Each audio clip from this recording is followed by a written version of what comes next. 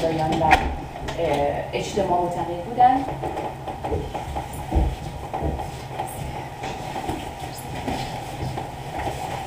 الان در اسکاندیناویا و هند و ایران این سه تا کشوری هم که خیلی بهتر میشه ردیابی کرد اساطیر قدیم رو. یعنی این سه تا کشوری هم حتی ایران کمتر، بیشتر میتونم بگم هند و اسکاندیناویا. خب این سه طبقه اما به این سادگی از بین نمیرن. مثلا ما توی دوره‌های مختلف بعد از اینکه امپراتوری‌های ایران تشکیل میشه سگانه اهورا میترا آناهیتا رو داریم که اهورامزداست، خدای آفریننده است. برگردیم به اون سه طبقه که طبقه اول فرمانروا و روحانی بود که اهورامزدا هم فرمانرواست هم روحانی و میترا که مهره و ایزد کاملا جنگجوییه و خیلی حمایت میکنه از سپاهیان، مثلا به این شکلی که میگه به روم و میترا اسم را میفته، و آناهیتا که سمبل برکت بخشی. و این سگانه در دوران هخامنشی به خصوص بسیار قدرتمند بوده و رایج. خود آناهیتا همچنین ویژگی‌های هر سه طبقه رو توی وجود خودش داره. یعنی وقتی ما آوایش رو توی اوستا می‌خونیم می‌بینیم توضیحاتی که راجع به آناهیتا داده میشه. اول اینکه فرمانرواست، تاج بر سرش داره، تاج 8 گوش داره، کاملا توضیح داده شده و بسیار قدرتمنده، جنگنده و جنگجوه، حامی سربازانه، یعنی خدای بسیار قویه، در این حال برکت بخشه. شیر رو در سینه زنان اون به موقع به جریان میندازه، اون تخمه مردان رو پاک میکنه و رحم زنان رو اون فرزند بخشی میکنه، اون حاصل خیزی میده. یعنی سه طبقه‌ای که خیلی شاید به نظر مجزا باشن، هر سه اونها توی آناهیتا دیده میشه، توی آبانی اشکالی بخونید. در این حال من فکر میکنم شکی نیست که محبوب بودن خیلی زیاد آناهیتا به نسبت بقیه ایزدان کماکان برمیگرده به پس‌زمینه‌ای که من خدمتتون عرض کردم. یعنی این الهه‌های کوچیک، این الهه‌هایی که در قدیم توی قبل از آناهیتا و باقی توی منطقه وجود داشتن و بعد قدرتشون ها به الهه‌های توی منطقه بین النهرین دادن که نانای و ایشتر باشه که ویژگی‌های اونا، چون اونا بسیار خدایان الهه‌های قدرتمندی بودن، ویژگی‌های اونها به آناهیتا هم مرتبط میشه. این از ایشتره، من فکر میکنم نانایه.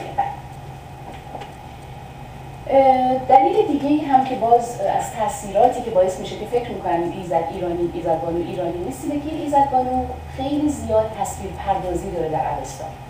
اینو باید عرض کنم که خدایان ایرانی و اصولا تفکر ایرانی با زندگی انسانوارانه خداها اونطوری که در بین النهرین یا در یونان رسم بود خیلی ارتباطی احساس نمی‌کرد. خداهای ایرانی بیشتر مفهومی هستند، بیشتر انتزاعی هستند، بیشتر حتی اخلاقی هستند. یعنی وقتی که ما توصیفات راجبشون می‌کنیم این رو کاملا در موردشون حس می‌کنیم. بت و یا مجسمه ازشون کمتر ساخته میشه. اصلا نگاه و جهانبینی ایرانی مقدار فرق میکنه. یک معدود، خب یک تصویراتی طبعا از منطقه وجود داره، یک جاهایی اونها هم تصویر پردازی دارن، ولی به نسبت کمتر تصویر پردازی های تجسمی. اما در مورد آناهیتا اصلا اینطوری نیست. آناهیتا کاملا تصویر پردازی داره، مفصل پردازی. من آخر گفتگو براتون اگر وقتی بمونه توضیح میدم.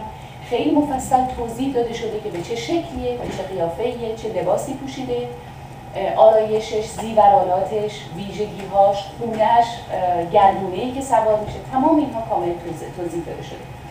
این توضیحات اینقدر دقیق نشون از این داره که احتمالاً مجسمه‌های زیادی از این ایزد بانو برپا بوده و به همین دلیل دقیق قابل تجسم بوده و نوشته می‌شده. که این موضوع بیشتر تاثیر یونان و بین النهرین، چون اونها خدایان یونانی و بین النهرین به یه شکلی شبیه به انسان زندگی می‌کردن، ازدواج می‌کردن، عصبانی می‌شدن، یه جور زندگی دیگه‌ای داشتن، خیلی با بخش ایران فرق می‌کنه. آناهیتا در دوره هخامنشی در اردشیر دوم بسیار محبوب بوده و پرستشگاه‌های خیلی زیادی رو برای آناهیتا برپا کرد در ریشه دوم تو منطقه‌های خیلی زیادی.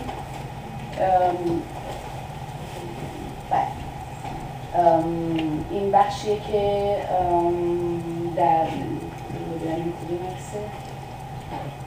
بله این توی مال دوره ساسانیه که نرس شاه ساسانی حلقه سلطنت رو از آناهیتا سمت راسته و وسط شاه ساسانی نرسه هست که حلقه سلطنت رو داره از آناهیتا میگیره.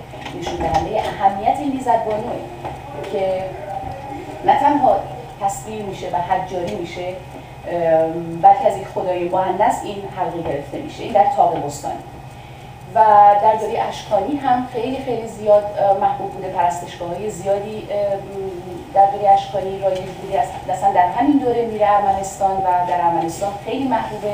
هنوز نام آناهیت رو استفاده میکنن از همون دوره و کنگاور گفته میشه، حالا یا دوره سلوکیه یا دوره اشکانی. و بعدش کن بله این همونطور که بالاش توضیح داده شده مال دوره ساسانیه برای خسرو پرویزه که باز دیهیم شاهی رو به خسرو پرویز میده. و بیشتر مناطقی در ایران که نام دختر دارن، مثلا پل دختر، قلعه دختر و یا اینها، گفته میشه که این مناطق پرستشگاه‌های آناهیتا بودن، چون پرستشگاه آناهیتا مرتبط بوده با آب، جایی که آب وجود داره و نه لزوما کنار آب، یعنی جاهای سبل عبوری رو پیدا می‌کردن و این در یک ارتباطی با آب میبایستی بوده و اسم فراموش میشه، ولی به شکل همین کلمه‌ای که گفتم یا خاتون یا امثال هم باقی میمونه. بیشتر اینها در واقع پرستشگاه‌های اولیه‌ای هستند که مربوط میشن به آناهیتا. تصویر پردازی‌هاش در آبانیش همونطور که به شما گفتم خیلی زیاد و مفصل. آناهیتا ایزدبانوی قوی و فرمانروایی، تاج بر سر داره و سوار بر گردونه هست. خدایان مهم هند اروپایی گردونه سوار بودن. 4 اسب داره، اسباش باد و ابر و تگرگ و بارانن. توضیح داده شده که وقتی گذر میکنه از دریا، آب دریا چجوری به جوش و خروش در میاد و زن بسیار زیبایی اسطوره‌ای، بلند بالاست، کمربند بسته که جذابیت اندامش و سینه‌هاش نمایان بشه، گوشواره 4 گوشه داره، تاج داره و ولی زیباییش یه مقدار مثل غول انسانه، چون بازوهاش هر کدوم به کلفتی کتف یک اسبه. تمام پوست، لباسی از پوست به تنشه.